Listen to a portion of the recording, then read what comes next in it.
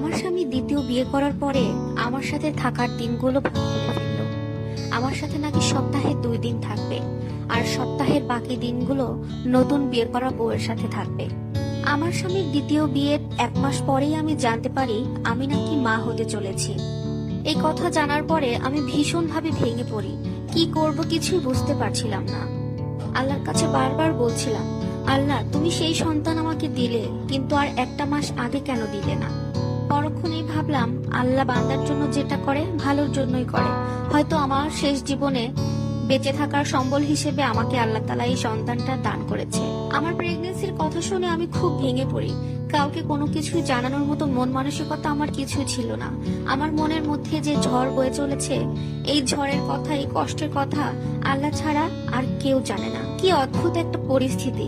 বিয়ের 13 বছর পরে সে বাবা হতে চলেছে, কিন্তু আমি তাকে এই খবরটা জানাতে পারছি না, কারণ সে নতুন বিয়ে করে খুব ব্যস্ত, নতুন বউয়ের সাথে বেশ ভালো সুখে দিন যাপন করছে। তাকে তো এখন দেখাই যায় না, ঘর থেকে বের হয় না বললেই চলে। আমার দিকে তাকানোর তার কাছে তেমন কোনো সময়ই নেই। একদিন সন্ধ্যায় সে আমার ঘরে আসলো।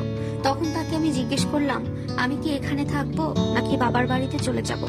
সে আমাকে উত্তরে বলল, তুমি চাইলে এখানেই থাকতে পারো, আবার যদি চাও তুমি তোমার বাবার বাড়িতে গিয়েও থাকতে পারো। যে মানুষটা আমাকে 2 দিন আমার বাবার বাড়িতে থাকতে দিতে রাজি হতো না, আজকে সেই মানুষটা আমাকে বলছে তুমি বাবার বাড়িতে গিয়েই থাকতে পারো। তার মুখে এমন কথা শুনে আমি কি করব কিছু বুঝতে পারছিলাম না।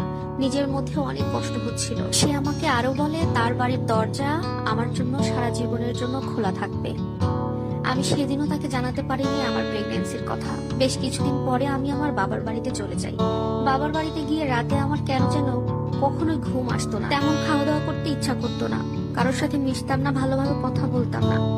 এলাকার চাচিরা, আমার আত্মীয় স্বজনরা আমাকে নানা ধরনের কথা শোনাতো নানাভাবে। এভাবেই বেশ কিছুদিন বাবার বাড়িতে কাটালাম। তারপরে বুঝতে পারলাম বাবার বাড়িতে আমার আসলে তেমন আর কোনো কদর নাই। তাই সেখানে আর না থেকে আবারও আমার শ্বশুর বাড়িতে ফিরে গেলাম। শ্বশুর বাড়িতে এসে আমার আরো বেশি খারাপ লাগতো। আমার কলিজাটা ফেটে যেত যখন দেখতাম অন্য কেউ আমার স্বামীকে জড়িয়ে ধরছে। আমার স্বামী খেয়েছে কিনা, ঠিকঠাক মতো শরীর আছে কিনা সবকিছু জানতে চাইতো, জিজ্ঞেস করতো। আমার খুব খারাপ লাগতো। একটা মেয়ে সবকিছু পারে, কিন্তু কখনোই তার স্বামীর ভাগটা অন্য আরেকজনকে দিতে পারে না। আমার সামনেই সবাই হাসি ঠাট্টা করছে, তারা খুব ভালোভাবেই দিন যাপন করছে, কিন্তু এগুলো দেখে আমি আর নিজেকে কন্ট্রোল করতে পারি না।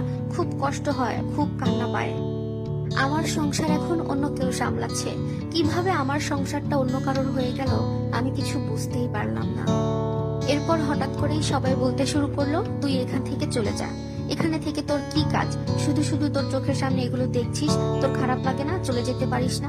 নানা ধরনের কথা আমাকে বলতে শুরু করলো।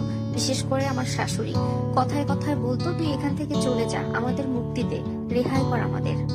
আমার শ্বশুর বাড়িতে কেউ আমার সাথে তেমন একটা কথা বলতো না, আমার খোঁজ খবরও নিত না। আমি ঘরের দরজা বন্ধ করে বসে বসে একা একা কান্না করতাম। কেউ একটা বাড়ির জন্য খোঁজও নিতে আসতো না। এর মধ্যে হঠাৎ করে আমার স্বামী আমার ঘরে চলে আসলো, আর আমি তখনই তাকে বলে দিলাম, তুমি বাবা হতে চলেছ। আমার এখন 4 মাস চলছে প্রেগন্যান্সি। উনি বাবা হতে চলেছে এই কথাটা শোনার পরে অনেক খুশি হয়েছিলেন। এরপরে সে আমাকে জানায় 2টা বউ চালানোর মতো ক্ষমতা তার আছে। সে ওই মুহূর্তে আমাকে আরো বলে, তুমি আমার সাথেই থাকো, আমি 2জনকেই সমানভাবে ভালোবাসবো, 2জনের কাউকে আমি অমর্যাদা করব না। তখনই সে সিদ্ধান্ত নিল সপ্তাহের 2 দিন সে আমার সাথে থাকবে, আর সপ্তাহের বাকি দিনগুলো সে তার নতুন বউয়ের সাথে থাকবে। আমার ভাগে সপ্তাহে বৃহস্পতি আর শুক্রবারের দিন পড়েছিল। আমি আমার স্বামীকে অনেক ভালোবাসি। সপ্তাহে যখনই শুক্রবার বৃহস্পতিবার আসতো, তখনই আমি আমার বাবার বাড়িতে চলে যেতাম। আমি আর আমার হাজবেন্ড 2জন 2জনকে ভালোবেসে বিয়ে করেছিলাম। অনেক ভালোবাসতাম, এখনো ভালোবাসি, কিন্তু এখন যে মানুষটা, এই মানুষটাকে আমি মোটেও ভালোবাসি না। বিয়ের পর থেকে আমাদের সংসারটা বেশ ভালোই ছিল, কিন্তু একটা সন্তানের জন্য অনেক হাহাকার ছিল। একটা সন্তান প্রতিটা বাবাই চেয়ে থাকে, কিন্তু একটা সন্তানের জন্য একটা মানুষ যে এতটা পরিবর্তন হয়ে যেতে পারে এটা আমার কখনো জানা ছিল না। এখন তো আমার শাশুড়ি নতুন বউকে চোখে হারায়, নতুন বউকে খুব ভালোবাসে, সবসময় নতুন বউয়ের প্রশংসা। শাশুড়ির পাশাপাশি আমার ননদও তার সাথে খুব মিলেছে। হঠাৎ একদিন আমার ননদকে বলতে শুনলাম, আমার ভাইয়ের ছোট বউটা অনেক ভালো, আমাদেরকে অনেক ভালোবাসে, সে খুব ভালো মনের মানুষ। আমি জানি না এই কয়েকদিনে এসে সে এমন কি করেছে। যেটা আমি গত 13 বছরের সংসারে থেকেও করতে পারলাম না। আমি যে এতদিন ধরে তাদেরকে রেঁধে বেড়ে খাওয়ালাম, এত কষ্ট করলাম তাদের জন্য, এত কাজ করলাম, এর কোনো কিছুর মূল্য